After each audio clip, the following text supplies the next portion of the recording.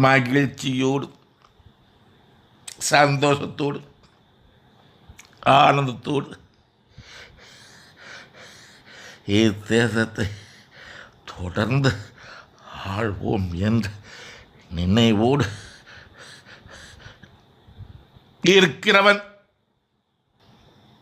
ஆதி முதல் அதிகாரத்திற்கு வருவதற்கு முன்பாகவே அவனை குறித்து கூறிய என் தீர்க்க தரிசனம் ஆட்சி அதிகாரம் தற்காலிகமானது, முடிவுக்கு வரும்.